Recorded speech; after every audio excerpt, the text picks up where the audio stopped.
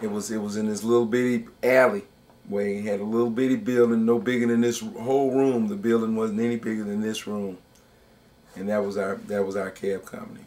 1129.5 East 11th Street. That was the first headquarters of Harlem Cab Company. I remember that he told me he was going to leave it to Mr. Axel, Otis Axel.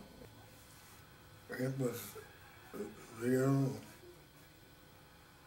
nice, and I know a lot of people, and a lot of people knowed me, and they just kept me busy until my wife said I got too old.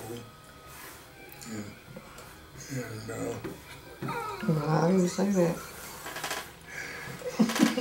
See, I managed the cab company, and I treated them all right, but I let them know. Now, when I tell you something, I want it done, because I got a boss too own the company, and you ain't gonna cut my biscuits off.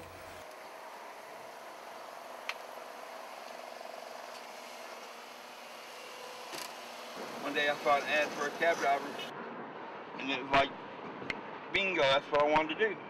Harold, everybody calls me Candyman. I go by that because I'm a very positive person. I am a bull rider. I grew up on a ranch out in West Texas. I've been driving since I was 11 years old. I came to the realization one day, I thought, why am I riding this sucker when I can haul it to market? You know? I get phone calls from different customers and stuff. Hello? Okay, where are you located? The Candlewood Suites on Stone Lake. Candlewood Suites on Stone Lake.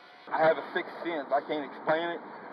It's like I got a little bug in my ear that tells me where to go every day.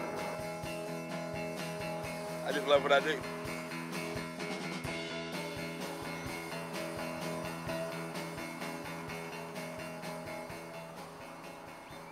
My last job, I was working with some friends of mine that had a moving business.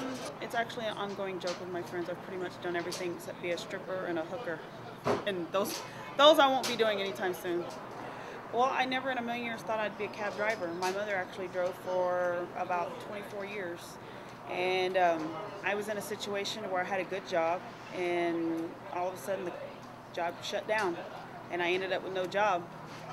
I was able to live off of my savings for a couple of months, and bills needed to get paid, and I needed money. So my mom said, well, why don't you go drive a cab? I was like, I don't want to. She's like, well, you know, just for now until you find something else. So that's what I did. We are doing the same thing. We're pretty much like a community. See, we assemble here, because this is where you can have a lot of meeting at the same time. Some are playing, some are around here. We all put ourselves in clashes all over the place, you know. And then we seems to, this one we say is problem, I will say mine, everybody will say there, we look for a way to combat the problem. I don't want to complain. If I complain, who is going to listen to me? The complaint is only with my father, he came here to go to UT.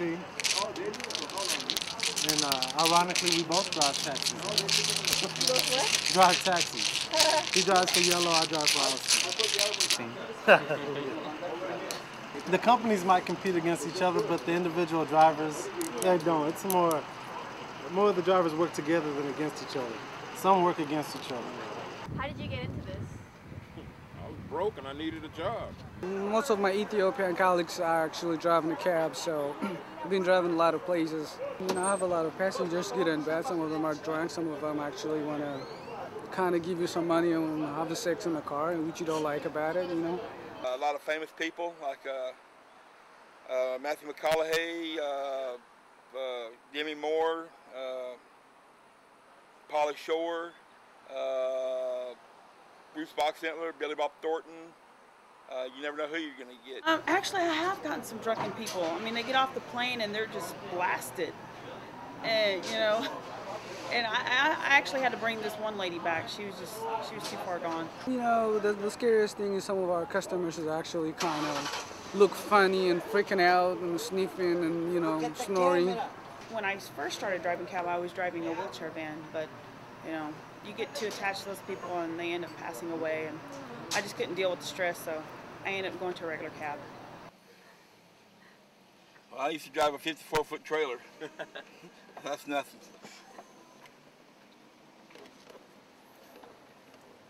I don't want to be here 20 years from now and still be in the same place I was 20 years ago. Some people are here, been here 20 years, and I don't want to be that person. I will do nothing other than drive a cab the rest of my life. I absolutely love it. This is our living. We kept it going and no problem at all. We'll just plug away and be here, and the kids will get it, and you know, hopefully they'll keep it in business, and we'll be able to just, you know, have some kind of legacy. But you know, like I said, you know, I'm kind of ambivalent on all of it. I just live from day to day and hope that I can see tomorrow. You know, the best time I had, this one right here. This one.